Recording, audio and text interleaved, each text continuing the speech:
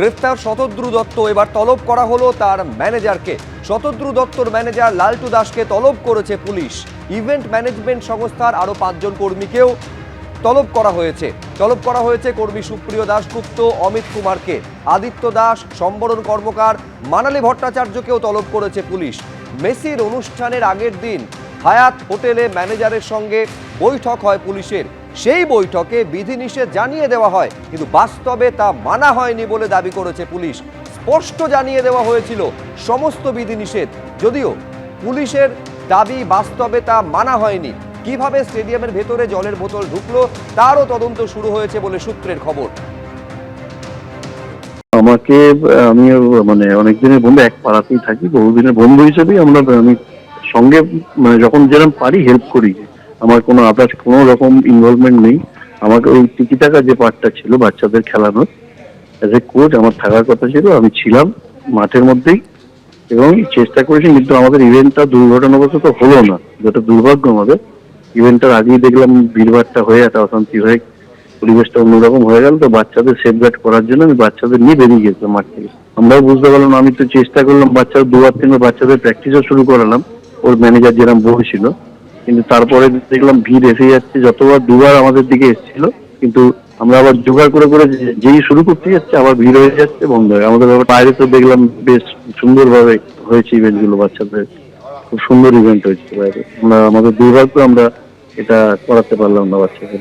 আমরা মাঠে লোক, আমাদের তো আর কিছু, আমি কিছু জানিও না এই সাবজেক্টে কি আছে না আছে, না আদার্স কোনো ইনভলভমেন্ট আমার নেই, ছিল না। যুবক যারা, সেই যুবকদের ইমোশনকে নষ্ট করেছে। আমি ইতিমধ্যে সকালবেলা কোর্টে গেছি এবং মহামান্য প্রধান বিচারপতি মামলা গ্রহণ করেছি।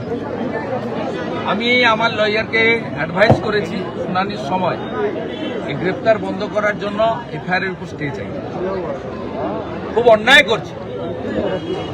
বেকার যুবকরা তাদের ইনকামের অর্থ, গচ্ছিত অর্থ এমনকি ধার করে নিয়ে গেছে।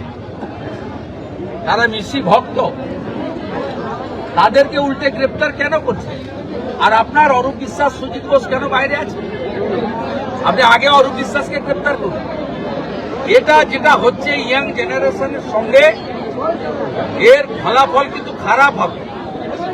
এটা যা করছে, আগামী দিনে যদি অনেক ঘটনা ঘটেছে সম্প্রতি, তার বহিঃপ্রকাশ ঘটে, তার জন্য দায়িত্ব বর্তাবে কিন্তু এই রাজ্যের পুলিশ মন্ত্রী। ক্রেটের পর ক্রেট জল ঢুকিয়ে নেওয়া যায়, জলের বোতল ঢুকিয়ে নেওয়া যায়, তার মানে চাইলে রাত্রে যুব ভারতের মধ্যে কেউ চাইলে একটা বোমও ঢুকিয়ে নিতে পারতো, বিস্ফোরণ ঘটিয়ে মেসিকে মেরেও দিতে পারতো। আর তারপরে মমতা ব্যানার্জি মেসির পরিবারকে 2 লাখ টাকা ক্ষতিপূরণ আর একটা হোমগার্ডের চাকরি দিতেন। ঘটনাটা কি ঘটেছে, ওখানে জল বিক্রির নাম করে অরূপ বিশ্বাসের ইলেকশন ফান্ডের টাকা তোলা হচ্ছিল। প্রথমে যুব ভারতীর ভেতর জলের বোতলকে নিষিদ্ধ করা হলো, বলা হলো যে ভেতরে জলের ব্যবস্থা থাকবে, কোনো ব্যবস্থা রাখা হলো না। একদিনে যুব ভারতী থেকে তোলা হয়েছে, অরূপ বিশ্বাসের লোক তুলেছে, অরূপ বিশ্বাসের হয়ে ইলেকশন, কদিন পরে ভোট আসছে, ইলেকশন করবে বলে। সুতরাং তৃণমূল কংগ্রেসের জোচ্চুরি, কালোবাজারির এর একটা উদাহরণ হচ্ছে এই ঘটনাটা। বিরোধীরা একযোগে নিশানা করেছে পুলিশ এবং রাজ্যের শাসক দলকে। ঘোষিত নিষেধাজ্ঞা ছিল, পুলিশের নজরদারি ছিল, তার ফাঁক গলে কিভাবে রাতের অন্ধকারে পেটির পর পেটি জল এবং খাবার ভেতরে ঢুকে গেল এবং কোন অদৃশ্য কারণে সকালে নজরে আসার পরেও কোনো ব্যবস্থা প্রশাসনের তরফে নেওয়া হলো না। সাধারণ ম্যাচগুলোতেও তো বোধহয় এই জিনিস দেখা যায় না।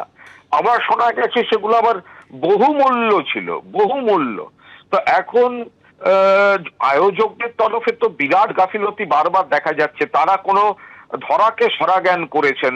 তারা কখনো অভিযোগ আসছে ক্রীড়ামন্ত্রী আগের দিন 4 ঘন্টা বসেছিলেন, ফোন করা সত্ত্বেও তারা এসে বলেননি যে কি কি প্রোগ্রাম শিডিউল, কিভাবে কি হচ্ছে।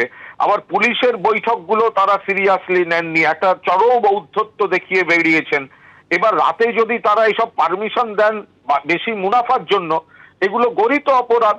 আবার সকালে, এত সকাল থেকে লোক ঢুকেছে, সেই সময় আবার যদি পুলিশ বাধা দিত, তখন আবার কোনো নতুন সিন ক্রিয়েট হতো কিনা সেটা পুলিশ ভালো বলতে পারবে সেই পরিস্থিতি কি ছিল। কিন্তু মাঠে এই জল ঢোকা বা মাঠে জলের বহুমূল্য ওই বোতল, এগুলো মানে একদম ঘোরতর অপরাধ। মানে যে বা যারাই করে থাক বা যাদের নজরদারিতে গাফিলতি থাক, এটা তীব্রভাবে নিন্দাযোগ্য এবং যারা এর জন্য দায়ী তাদের আইডেন্টিফাই করে ব্যবস্থা নেওয়া উচিত।